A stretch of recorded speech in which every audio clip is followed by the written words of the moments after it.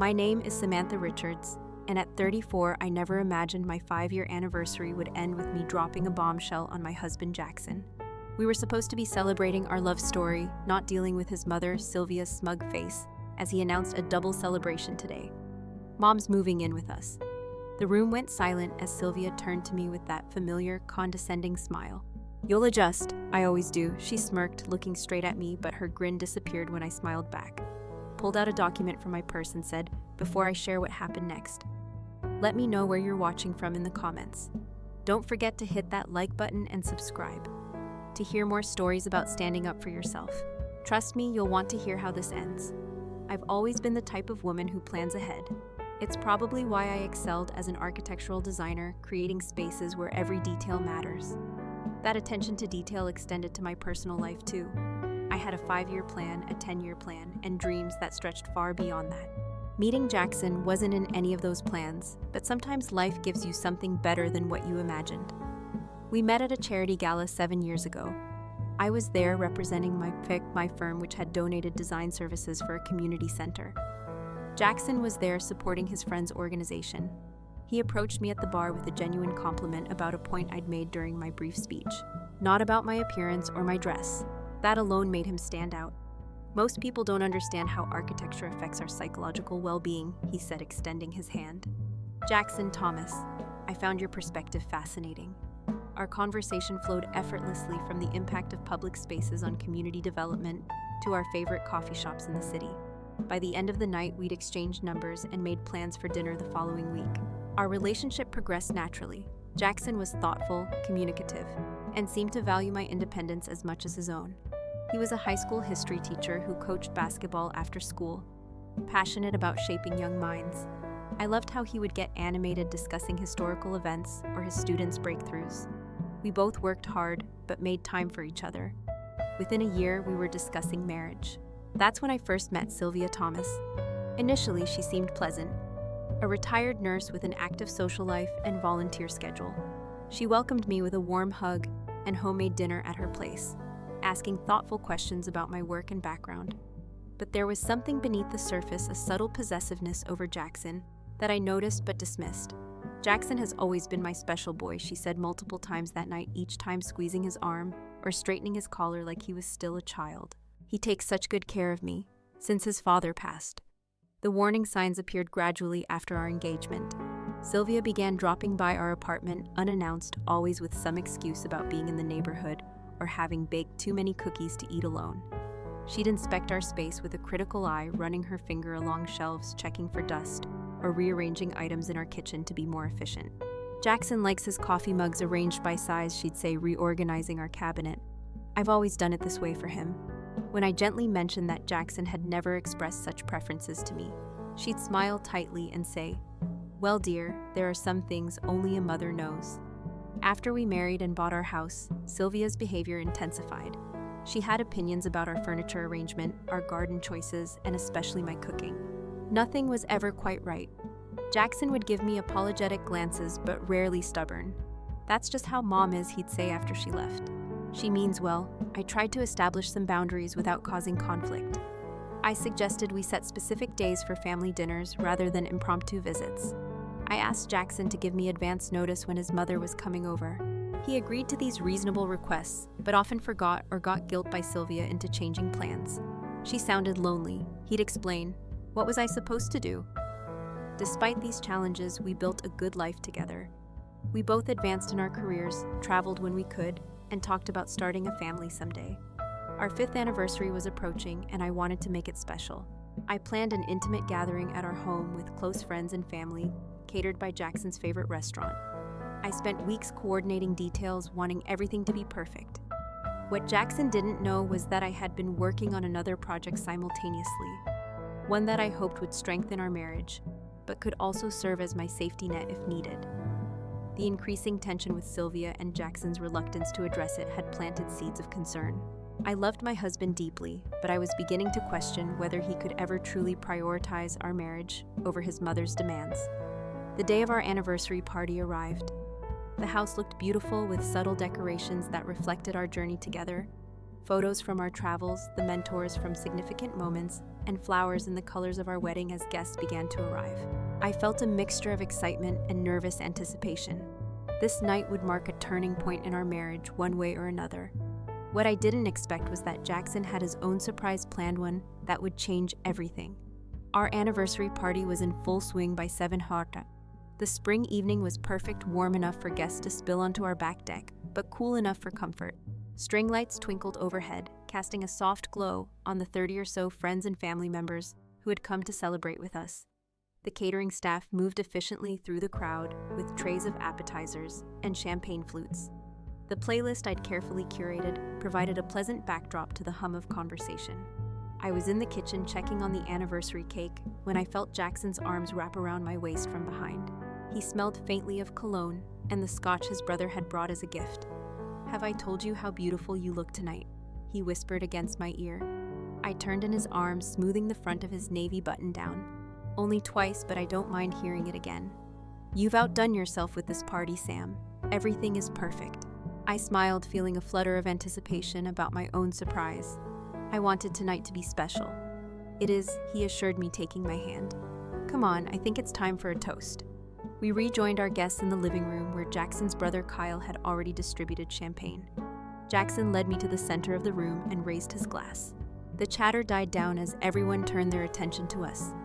"First, I want to thank everyone for coming tonight to celebrate 5 amazing years with this incredible woman." Jackson began his free arm around my waist. "Samantha, you've made these the best years of my life. Your strength, your passion, your unwavering support. I'm grateful for it every day." My heart swelled at his words. This was the Jackson I fell in love with. Thoughtful, appreciative, loving, as many of you know. "Family means everything to us," he continued, and I nodded, squeezing his hand. "Which is why I'm so excited to share some news that makes tonight a double celebration." I looked up at him, confused. We hadn't discussed any additional announcements for a wild moment. I wondered if he somehow knew about my surprise. Jackson beamed at the curious faces around us and declared my mother is moving in with us. "After months of discussion, we've decided it makes the most sense for Mom to sell her house and come live here permanently. We have the space, and it'll be wonderful to have her close as we start thinking about the next chapter of our lives." The room seemed to tilt beneath my feet. Months of discussion. Next chapter.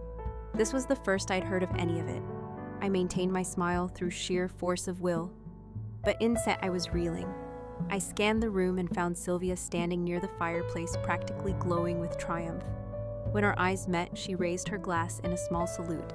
The guests' reactions were a mixture of polite enthusiasm and visible discomfort.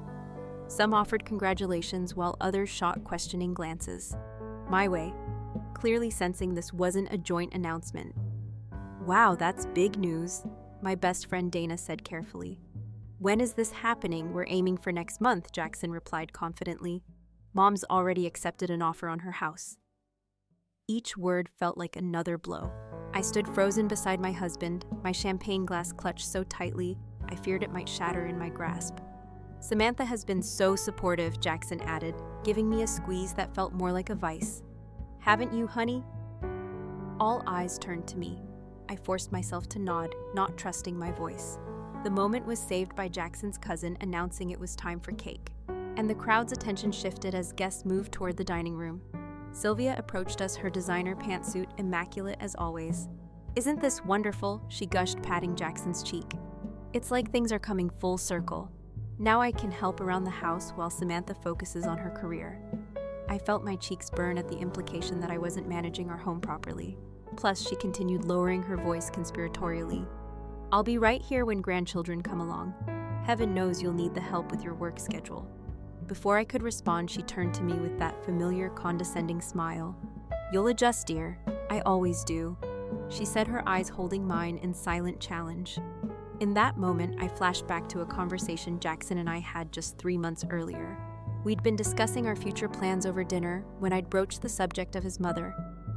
"Your mom mentioned again today that she's thinking of downsizing," I'd said carefully. She hinted at moving closer to us. Jackson had shaken his head firmly. "Don't worry about that.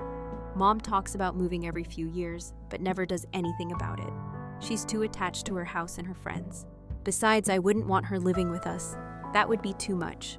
The memory of his reassurance made the betrayal cut even deeper. As I stood in our living room watching Sylvia bask in her victory, something shifted inside me. The document in my purse, which I'd planned to present as a symbol of our future together, now represented something entirely different. I watched Sylvia walk away, her hand persuasively on Jackson's arm as she steered him toward other guests. My initial shock was crystallizing, and to resolve I wouldn't cause a scene at our anniversary party. But I wouldn't sit quietly and accept this ambush either. The time for accommodation was over. I reached for my purse, feeling the weight of the folder inside. My surprise had just taken on new significance, and I intended to use it. The tension at our anniversary party wasn't born in a vacuum.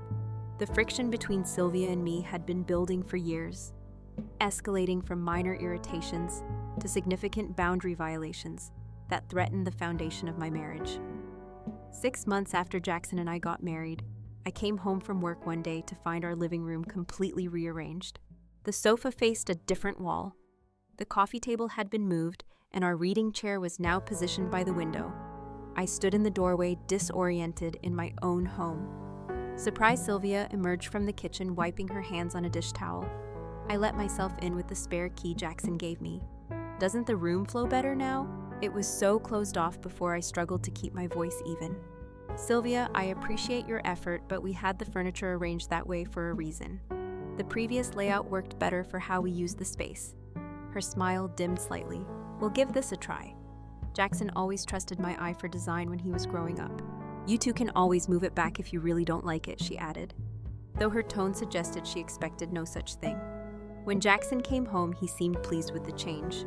Mom's always had a knack for making spaces feel bigger, he commented, oblivious to my discomfort. That night, I brought up the issue of his mother having a key. I felt uncomfortable coming home to find the house rearranged without any warning. She was just trying to help Sam, he replied. Mom gets bored sometimes now that she's retired. I understand that. But our home is our private space. I would appreciate a heads up before she comes over, especially if we're not here. Jackson agreed half-heartedly, but nothing changed. Sylvia continued to drop by unannounced often when she knew I'd be at work and Jackson would be home. I'd return to find little things altered. Kitchen cabinets reorganized, new decorative items appearing, or my carefully curated bookshelves rearranged by color rather than subject. As my career advanced and I took on more responsibility at my firm, Sylvia's comments about my professional ambitions grew increasingly barbed. It must be nice for Jackson to have leftover takeout 3 nights a week, she remarked after spotting containers in our refrigerator. When his father was working long hours, I still managed to put a home-cooked meal on the table every night. Another time when I mentioned being considered for a promotion that would involve some travel, she shook her head sympathetically. I don't know how that would work with starting a family. Jackson has always wanted children, you know. He was such a natural with his younger cousins. The implication was always the same. My career was selfish, an impediment to what she believed a wife should prioritize. The criticism extended beyond my professional life. Sylvia had opinions on everything from how I loaded the dishwasher to the way I folded Jackson's shirts. He prefers them folded this way. She'd say revolting laundry I'd just put away. I've always done it like this. Family gatherings became exercises in restraint at Thanksgiving dinner with Jackson's extended family. I shared news about a sustainable housing project my firm had recently completed. That's nice, dear, Sylvia interrupted, patting my hand dismissively before turning to the table. But the real excitement is that Jackson's basketball team is heading to regionals this year. Tell everyone about that, honey. I watched my husband launch into a story about his team, his mother beaming beside him. My accomplishment was forgotten, deemed less important than hers. It was a pattern that repeated at every family event. My voice minimized, my achievements diminished. The holidays were particularly difficult during our second Christmas as a married couple. Sylvia surprised us by arriving 3 days before Christmas Eve. Suitcases in tow. I thought I'd come early to help with the preparations, she announced, already hanging her coat in our entryway. I'll be staying until New Year's. I brought all my special recipes. We had planned a quiet Christmas, just the two of us before visiting family on Christmas Day. Those plans evaporated as Sylvia took over our kitchen and invited additional family members without consulting us. When I tried to discuss the issue with Jackson later, he dismissed my concerns. It's Christmas, Sam. Family is important this time of year. Mom just wants to make it special for us. But we had plans of our own, I insisted. I feel like our wishes don't matter. You're overreacting, he replied. It's not a big deal to adjust our plans a little, but it wasn't just a little. It was a constant adjustment. Always in Sylvia's favor, never in mine. Perhaps the most hurtful incident occurred during a family reunion last summer. Jackson's cousins were discussing their favorite family traditions, and I mentioned how much I enjoyed our new tradition of Sunday morning hikes. "Oh, those won't last," Sylvia interjected with a laugh. Jackson has never been the outdoorsy type. He gets that from his father when he was little. We tried camping once and had to come home early because he was miserable. Actually, Mom Jackson corrected her. I enjoy hiking with Sam. It's become one of my favorite parts of the week. For a moment, I felt validated until Sylvia added, "Well, you've always been so accommodating. Sweetheart, remember how you took ballet lessons for a month because your elementary school crush was in the class?" She turned to the group. He hated every minute but wouldn't admit it. Everyone laughed, and the implication was clear. Jackson was only hiking to please me, just as he'd only done ballet to please his childhood crush. My husband's genuine enjoyment of our time together was reduced to another example of his accommodating nature. Later that evening, I overheard a conversation that would become the breaking point. I was bringing dessert plates to the kitchen when I heard Sylvia's voice from the patio. "I'm worried about Jackson," she was saying to his aunt. "Samantha is so focused on her career. She works such long hours, and their house shows it. I stop by to help tidy up when I can, but it's not the same as having someone dedicated to creating a proper home. Have they talked about children?" his aunt asked. "She always says someday," Sylvia replied, her voice heavy with disapproval. "But you know what that means for career women. I've been thinking it might be best if I sold my house and moved in with them. Jackson wouldn't have to eat takeout all the time, and I could create the kind of home environment he deserves." "Do you think Samantha would be on board with that?" his aunt asked skeptically. "Jackson can convince her," Sylvia said confidently. "He knows I only want what's best for them. Besides, with me there to handle the household, maybe Samantha would finally feel free to focus on starting a family." I stood frozen in the kitchen, dessert plates clutched to my chest as the full weight of my mother-in-law's machinations became clear. This wasn't about helping us, or even about downsizing her own home. This was about inserting herself permanently into our marriage, about creating the dynamic she wanted with her as the primary woman in Jackson's life, and me relegated to the role she deemed appropriate. What hurt most was the realization that Jackson might agree with her despite his occasional support. He consistently chose the path of least resistance, accommodating his mother's intrusions, rather than standing firm on the boundaries of our marriage. That night, lying awake beside my sleeping husband, I made a decision. I needed to create options for myself, a contingency plan that would allow me to protect my independence if necessary. I loved Jackson, but I couldn't continue to be erased in my own marriage. The next day, I began my secret project. The morning after overhearing Sylvia's plans, I called in sick to work for the first time in years. I needed space to think, to process what I'd learned, and decide how to move forward while Jackson left for school. I sat at our kitchen table with a legal pad and began to assess my situation with the same methodical approach I applied to my architectural projects. The facts were clear. I loved my husband, but our marriage had developed a structural weakness. Jackson's inability to establish boundaries with his mother had created a three-person relationship where my needs and feelings were consistently devalued. The question was whether this flaw could be repaired or if I needed to prepare for the possibility that it couldn't. I decided to pursue both paths simultaneously, work to strengthen my marriage while creating a safety net for myself if those efforts failed. The next day, I scheduled an appointment with a marriage counselor intending to ask Jackson to join me. But before I could even broach the subject, he announced that his mother had scheduled a family dinner for that exact time to discuss some exciting news. I attended the dinner only to discover that Sylvia wanted to show us listings for houses near ours that she was considering. Jackson seemed enthusiastic while I felt increasingly invisible. That weekend, while Jackson was at a basketball tournament with his team, I began researching properties. I wasn't looking for anything extravagant, just a small place that could be mine alone if needed. After viewing several options, I found a modest cottage about 20 minutes from downtown, nestled on a quarter-acre lot with mature oak trees. The house itself needed work, but the bones were good, and I could immediately envision its potential. Using money I'd saved from my year-end bonuses, funds I'd originally intended for a future family vacation home, I made an offer. It was accepted the following week. I told no one, not even Dana, my closest friend. This wasn't about creating drama or threatening my marriage. It was about reclaiming my sense of agency. Over the next several months, I developed a careful routine. I told Jackson I was working late on a major project, which wasn't entirely untrue. I simply admitted that the project was personal rather than professional. 3 evenings a week, I would drive to the cottage and work alongside the contractors I'd hired, designing and implementing renovations that transformed the space. The process was therapeutic. Each decision I made, from the open floor plan to the garden layout, was entirely mine. No one questioned my choices or suggested alternatives that would better suit someone else's preferences. As the cottage took shape, so did my confidence. I consulted with both a marriage counselor and a lawyer. During this time, not because I was planning to leave Jackson, but because I needed to understand my options. The counselor suggested strategies for discussing boundaries with my husband, while the lawyer advised me on protecting my assets. Many women find themselves trapped in unhealthy situations because they didn't create an exit strategy. The lawyer told me what you're doing isn't about giving up on your marriage. It's about ensuring you never have to choose between your self-respect and your security. Those words resonated deeply. I didn't want to leave Jackson. I wanted our marriage to thrive. But for that to happen, something fundamental needed to change in our dynamic. As our anniversary approached, I formalized the ownership of the cottage, placing it in my name only. My original plan had been to present it to Jackson as a surprise. A weekend retreat where we could reconnect away from daily pressures and rebuild our relationship on stronger foundations. I would suggest that we use the space for regular marriage maintenance time, dedicated to nurturing our connection and addressing issues before they became problems. I even prepared a letter explaining my hopes for our future, acknowledging the challenges we'd faced and expressing my commitment to working through them together.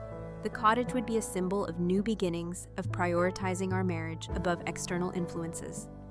But as I put the final touches on both the cottage and my presentation, doubt crept in. Jackson had shown little interest in addressing the underlying issues in our marriage, when I'd made tentative attempts to discuss his mother's increasing presence in our lives. He brushed off my concerns or accused me of being oversensitive. Would a grand gesture really change such entrenched patterns? Still, I held on to hope. Our 5th anniversary seemed like the perfect opportunity for a reset, a moment to remember why we'd chosen each other and recommit to that choice. I carefully placed the cottage deed and keys in a decorative folder, along with the letter and photos of the renovated space. It would be my anniversary gift to Jackson, and potentially to our marriage. The night before our anniversary party, I drove to the cottage one last time. I walked through the rooms, appreciating how the space reflected my vision. The open kitchen with its butcher block countertops, the reading nook with built-in bookshelves, the small office where I could work when needed. Every element represented a piece of myself in the master bedroom. I stood before the full-length mirror and made a promise to my reflection. Whatever happened next, I would not lose myself again. I would not shrink to accommodate someone else's expectations. I loved Jackson, but I also loved the woman staring back at me, the woman who had created the sanctuary, this manifestation of her own worth. As I locked up the cottage, I felt a curious sense of peace. I didn't know whether the folder in my bag would represent a new chapter in my marriage, or the beginning of a different story altogether. But for the first time in months, the uncertainty didn't terrify me. I had created options for myself. Whatever came next, I would face it standing on solid ground of my own making. I drove home to finish the preparations for our anniversary party. The cottage keys and deeds securely tucked away in my purse the next day would bring clarity one way or another. I was as ready as I could be. What I couldn't have prepared for was Jackson's announcement, the public declaration of a decision made without my input, the smug triumph on Sylvia's face as she watched my reaction. In an instant, my carefully constructed plans shifted. The folder in my purse no longer represented a potential weekend retreat for reconnection. It had become my declaration of independence. "You'll adjust, dear. I always do." Sylvia's words hung in the air between us, dripping with condescension. The party continued around us guests, pretending not to notice the tension as they moved toward the dining room for cake. Jackson had already been pulled into a conversation with his uncle, leaving me standing alone with his mother. I took a slow, deliberate breath, feeling the weight of my purse against my side. The folder inside suddenly seemed to burn through the leather, demanding to be revealed. This wasn't how I'd planned to present my surprise, but plans had clearly changed. "Actually, Sylvia," I said, my voice steady despite the adrenaline coursing through me, "I think we need to finish this conversation with Jackson present without waiting for her response." I moved across the room to where my husband stood. I gently touched his arm, interrupting his conversation. "Jackson, we need to talk." All three of us, I said, nodding toward Sylvia, who had followed me. His brow furrowed slightly, but he nodded. Sure, we can step into the study for a minute. I shook my head. No, this affects everyone here. You made your announcement publicly. I think it's appropriate that mine is public too. Confusion flashed across his face. But before he could question me, I turned to address our guests. I tapped a fork against my champagne glass until the room quieted. Thank you all for coming to celebrate with us tonight. I began, my heart pounding, but my voice clear. As Jackson mentioned, we apparently have a double celebration happening. His mother moving in with us is certainly unexpected news to me. A murmur rippled through the room. Jackson stepped closer, concern evident in his expression. Sam, what are you doing? I continued, as if he hadn't spoken since. Tonight seems to be the night for surprises. I'd like to share one of my own. I reached into my purse and pulled out the folder containing the deed to my cottage. The cream-colored paper felt substantial in my hands. A physical manifestation of the boundaries I was finally asserting. For the past 4 months, I've been working on a special project. I explained, opening the folder I purchased and renovated a small property near Oakwood Hills. I removed the first photo and held it up. A charming exterior shot of the cottage with its freshly painted sage green door and window boxes filled with flowers. It's a beautiful space, completely designed to my specifications. No compromises, no adjustments to accommodate anyone else's preferences. Just mine. Jackson stared at the photo, confusion evident on his face. I don't understand. You bought a house without telling me yes. I replied simply. Just as you arranged for your mother to move into our home without consulting me. His face flushed. That's different. She's family, so am I, Jackson. Or at least I thought I was. I turned back to our guests, who were watching with a mixture of discomfort and fascination. In light of tonight's announcement, I'd like to make one of my own.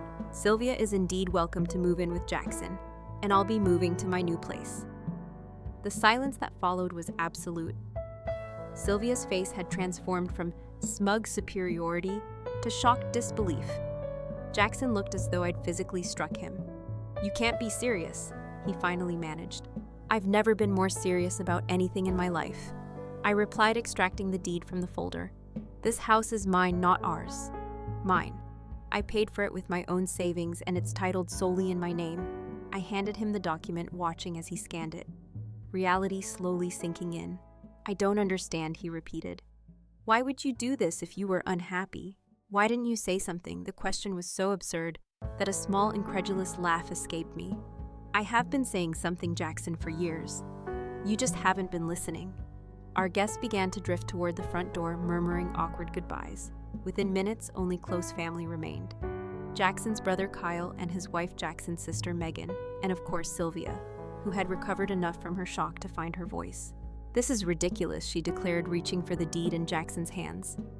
You can't possibly expect us to take this seriously. You're having a tantrum because you didn't get your way. I intercepted her hand before she could grab the document. That's exactly the problem, Sylvia. You've never taken me seriously. Neither of you have.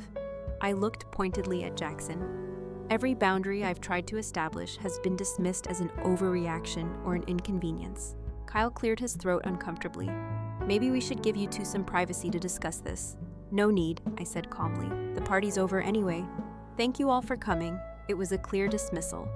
Megan gave me a quick, surprisingly sympathetic hug before ushering her reluctant brother toward the door. Kyle followed with his wife, leaving just the three of us, me, Jackson, and Sylvia, standing in our decorated living room, anniversary balloons still bobbing cheerfully against the ceiling as the front door closed behind the last guests. Sylvia's composure cracked completely. How dare you humiliate my son like this, she hissed. After everything he's done for you, this is how you repay his generosity, by embarrassing him in front of everyone we know. Mom, Jackson started, but I cut him off. Generosity, I repeated. Is that what we're calling it? When someone makes unilateral decisions that affect both partners in a marriage, when they consistently prioritize their mother's wishes over their wife's feelings. That's an interesting definition of generosity. Sylvia, you've always been selfish. She's fat, always putting your career first. Neglecting your home, neglecting Jackson's needs. And what exactly are Jackson's needs, I asked, turning to my husband. Because from where I stand, the only needs being prioritized in this marriage are yours. Sylvia. Jackson looked between us, conflict evident on his face. Sam, You're overreacting. I should have discussed Mom moving in with you first. I admit that, but buying a separate house, that's extreme, is it? I asked quietly. Let me ask you something, Jackson. When exactly did you and your mother begin these months of discussion about her moving in? Because 3 months ago, you explicitly told me it would never happen. He had the grace to look uncomfortable. Things changed. Her house sold faster than expected, and her house wasn't even on the market 3 months ago. I interrupted. You lied to me, Jackson. You knew how I would react. So you and your mother made plans behind my back. And then you ambushed me with the decision at our anniversary party in front of everyone we know. If anyone's behavior is extreme here, it's yours. Sylvia stepped between us, literally inserting herself into our conversation.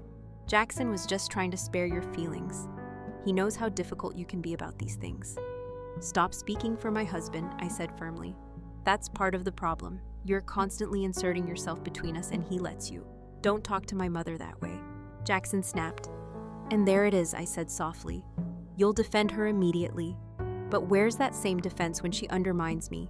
When she criticizes our home, my cooking, my career, when she shows up unannounced or rearranges our furniture without permission? You've never once taken my side in those conflicts.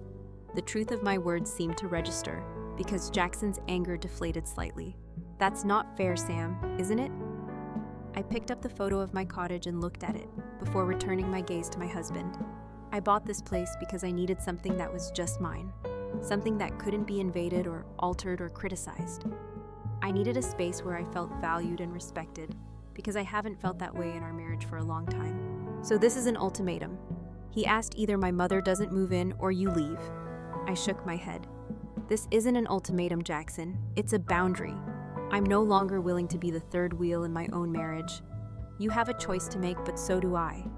And I choose not to live in an environment where I'm constantly dismissed and devalued. I gathered the deed and photos, returning them to my purse. Then I picked up an overnight bag I'd packed that morning, another part of my contingency plan, and headed for the door. Where are you going? Jackson asked, panic finally entering his voice. To my cottage, I replied simply. I think we all need some space to consider what happens next. As I opened the front door, I heard Sylvia's voice behind me. This is ridiculous, Jackson. She's bluffing. She'll be back tomorrow when she calms down. I didn't hear my husband's response.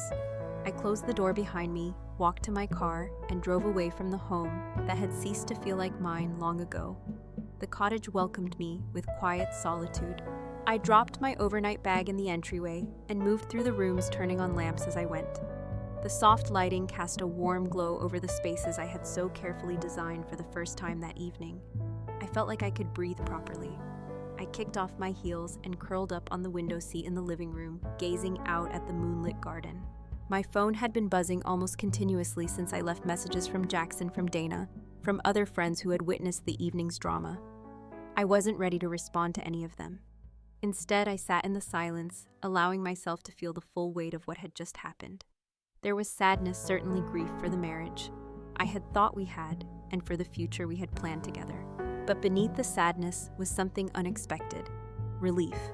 After years of compromise that felt increasingly one-sided, I had finally stood up for myself. Around midnight, headlights swept across the front window as a car pulled into the driveway. I wasn't surprised when I heard Jackson's key in the lock. I had given him a copy in my original plan to present the cottage as our shared retreat. He stood in the doorway, taking in the space with wide eyes before his gaze settled on me. How did you find me? I asked, though I already knew the answer. The address was on the deed, he replied. He hesitated before stepping fully inside. Sam, this place it's beautiful. Thank you, I said simply. You did all this yourself. The renovations, I nodded. I worked with contractors, but the design is all mine. He moved slowly through the open concept living area, taking in the details, the built-in bookshelves, the exposed beams, the kitchen with its farmhouse sink and butcher block counters. This must have taken months, he said. Finally, for months I confirmed 3 evenings a week, plus weekends when you were coaching. Understanding dawned on his face. The late nights at work, the weekend meetings, you were here? Yes. He sank onto the sofa across from my window seat, looking suddenly exhausted. Why didn't you tell me? Would you have listened? I asked gently. Or would you have dismissed it as an overreaction? Just like you've dismissed every other concern I've raised about our marriage. Our marriage was fine, he protested. but there was uncertainty in his voice. Was it really? Because from where I stand, our marriage has been slowly eroding for years. Every time your mother crossed a boundary and you defended her instead of us, another piece crumbled away. You're exaggerating. Mom can be difficult sometimes, but she rearranged our furniture when we weren't home. Jackson, she criticized my cooking, my housekeeping, my career choices. She showed up unannounced and expected to be accommodated no matter what plans we had. And you never, not once, stood up to her. She's my mother, he said, as if that explained everything. And I'm your wife, I countered. Or at least I thought I was your partner. But partners make decisions together. They don't ambush each other with life-changing announcements at parties. He had the grace to look ashamed. I should have talked to you about Mom moving in. That was wrong. And I'm sorry, but you're not sorry about the decision itself. I noted just the way you announced it. He sighed, running a hand through his hair. I don't know what you want me to say, Sam. She's my mother. She needs a place to live. She has a place to live. She chose to sell it without consulting us, without consulting me, because she wanted to insert herself permanently into our marriage. And you enabled that choice. That's not fair. She's getting older. The house was too much for her to maintain. There are other options between too much house and moving in with us. I pointed out downsizing to a condo, a retirement community, an apartment near us, but not with us. Options we could have discussed together if either of you had bothered to include me in the conversation. Silence fell between us as Jackson absorbed my words outside, and all hooded softly. Where's your mother now? I asked finally at our house. She insisted on staying to help clean up after the party. I nodded, unsurprised. And what did she say when you left to come here? His expression told me everything I needed to know. She thinks I'm being ridiculous. I guessed, throwing a tantrum. She probably told you not to chase after me, that I'd come crawling back once I calmed down. Something like that, he admitted. And yet here you are. He leaned forward, elbows on his knees. Because despite what you seem to think, I do care about our marriage. I love you, Sam. I know you do, I said softly. But love isn't enough if there's no respect. And you haven't respected me as your partner for a long time. That's not true, he protested. Isn't it? You made a major life decision without consulting me. You lied to me about your intentions. You allowed your mother to criticize and undermine me repeatedly without ever standing up for me. How is any of that respectful? He was silent, unable to counter my points. I love you too, Jackson, I continued. But I can't continue in a marriage where I'm constantly the one expected to bend, to adjust, to accommodate. I need a partner who puts our relationship first. So what are you saying? This is it. 5 years of marriage and you're just walking away. I shook my head. I'm not walking away. I'm standing firm. There's a difference. I moved from the window seat to sit beside him on the sofa, close but not touching. I want our marriage to work, I said honestly. But for that to happen, things need to change. Real substantive changes, not just temporary adjustments until we fall back into old patterns. What kind of changes? He asked warily. First, marriage counseling, non-negotiable. We need a neutral third party to help us establish healthy boundaries and communication patterns. He nodded reluctantly. Okay, what else? Second, your mother cannot move in with us. Not now, not ever. It would be disastrous for our marriage. His expression hardened. She's already sold her house, Sam. Where is she supposed to go? As I said before, there are other options. We can help her find a place nearby if that's what she wants. But our home needs to be our sanctuary, not a battlefield. She's going to be hurt, he said. Disappointed, yes, she will. And you'll need to be the one to set that boundary with her, not me. That's the third change. I'm done being the bad guy, the obstacle between you and your mother. If we're going to rebuild our marriage, you need to start. Prioritize us. Jackson was quiet for a long time, staring at his hands. I could see the conflict in him. The lifetime of conditioning to put his mother's feelings first, warring with the recognition that our marriage was genuinely at risk. I don't know if I can do that, he finally admitted, his voice barely above a whisper. His honesty hurt, but I appreciated it. I know that's why I bought this place. I needed to create options for myself in case you couldn't or wouldn't choose our marriage. So what happens now, he asked. Now we take some time. I'm going to stay here for a while, and you should go home. Talk to your mother. Think about what you want and what you're willing to do to save our marriage.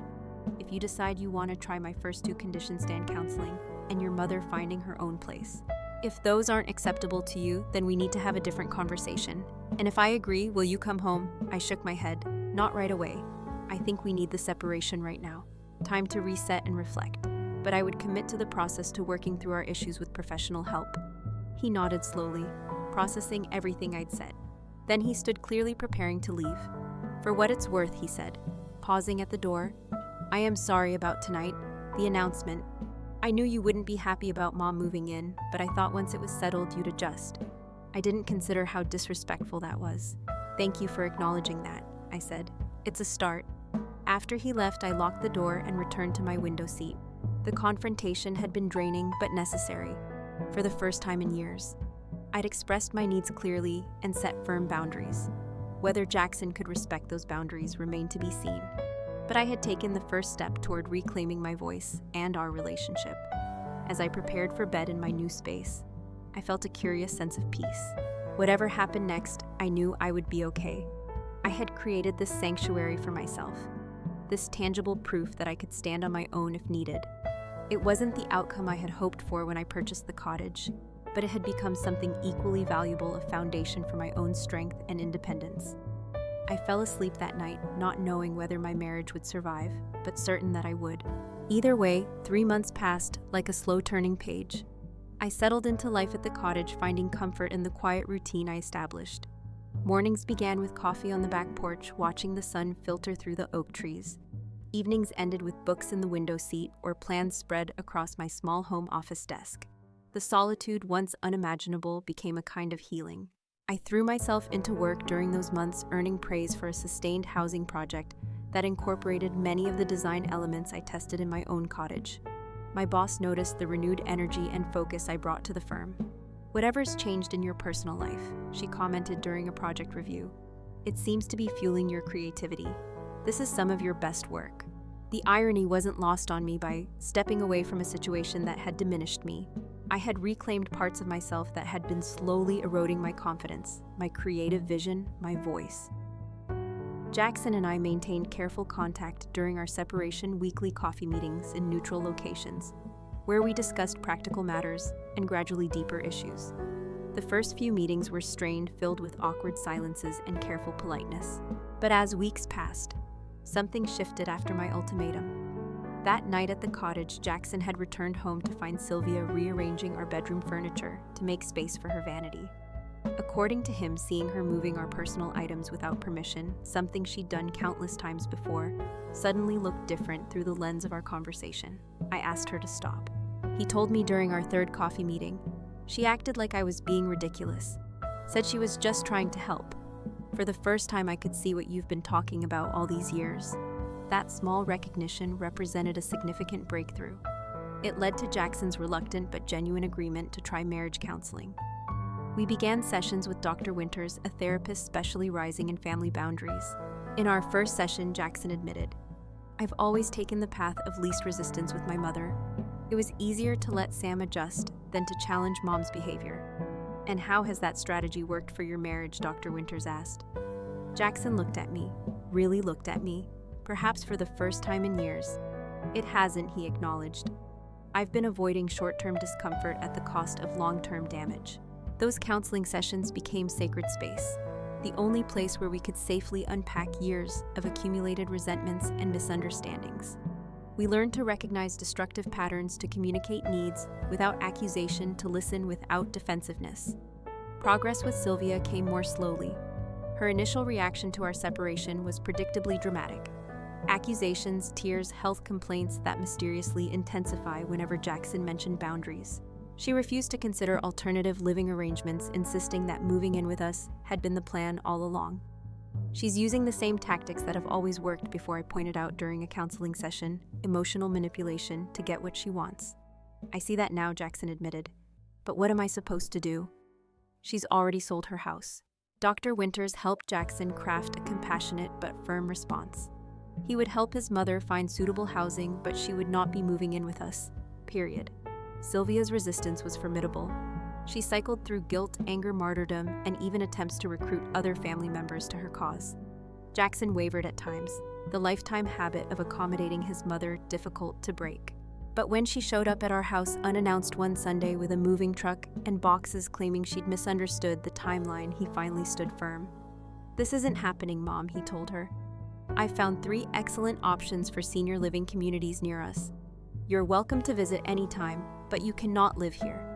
After everything I've sacrificed for you, she cried. This is how you repay me by choosing her over your own mother. I'm not choosing Sam over you. He replied, his voice steady despite her tears. I'm choosing my marriage. There's a difference. It was a watershed moment, not just for Jackson and Sylvia, but for our marriage. That evening, he called to tell me what had happened, pride evident in his voice. I don't think I've ever said no to her like that before. He admitted it was terrifying and then liberating. 2 weeks later, Sylvia reluctantly agreed to tour the senior communities. Jackson had researched. She eventually selected one that offered independent living apartments with optional social activities, though not without pointing out repeatedly what a sacrifice she was making for Jackson's happiness. By the 3rd month of our separation, tangible changes had taken root. Jackson and I were communicating more honestly than we had in years.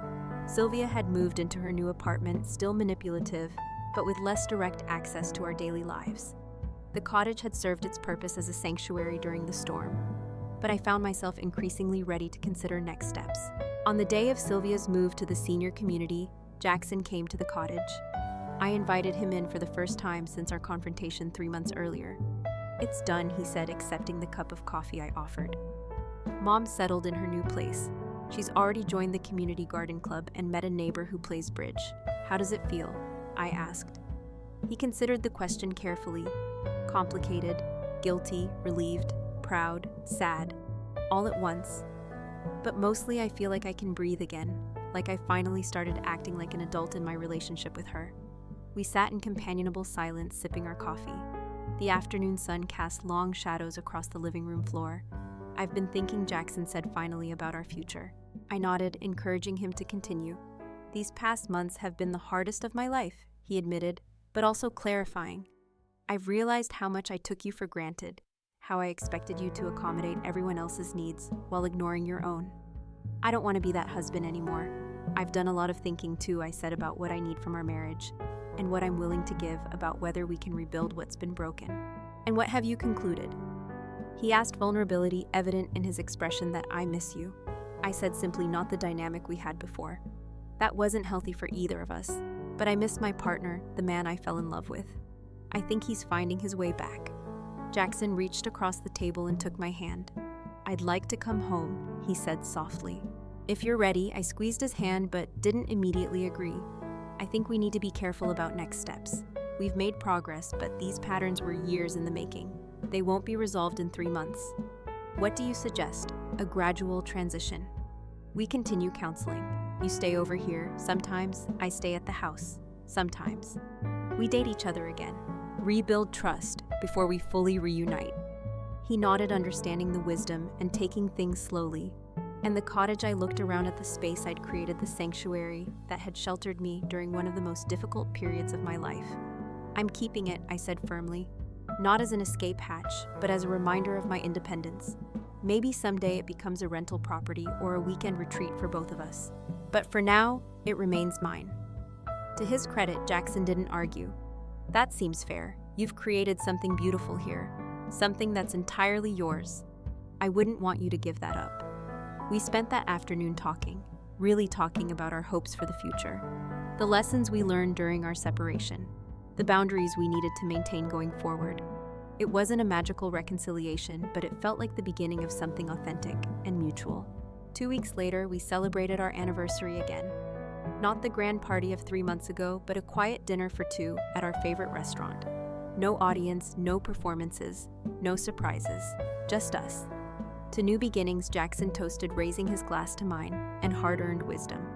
I added the following weekend, we met at the cottage to discuss renovation plans for our main house.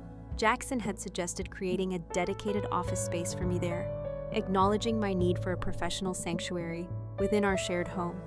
As we sat at the small dining table reviewing floor plans, I realized how far we'd come. 3 months ago, I couldn't imagine a future where Jackson would genuinely respect my boundaries. Now we were collaboratively designing spaces that honored both our needs. What do you think about converting the guest room? He asked, sketching a potential layout. It has the best natural light, and we rarely have overnight guests anyway. What about your mother? I asked the question. A test of sorts. Mom has her own place now, he replied without hesitation. If she visits, she can stay in a hotel like any other out of town. Guest, our home is for us. I smiled, hearing the clarity in his voice.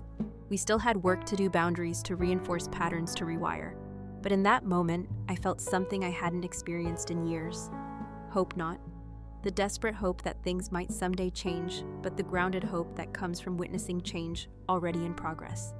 Our marriage had been broken, then deliberately, painstakingly rebuilt on a stronger foundation. The cracks would always be visible if you looked closely enough, reminders of what we'd almost lost. But the structure itself was sounder than before. As we continued discussing renovation plans, I reflected on the journey that had brought us here. Standing up for myself had been terrifying but necessary. Creating options had given me the strength to set boundaries, and those boundaries, painful as they were to establish, had ultimately saved our marriage rather than ending it.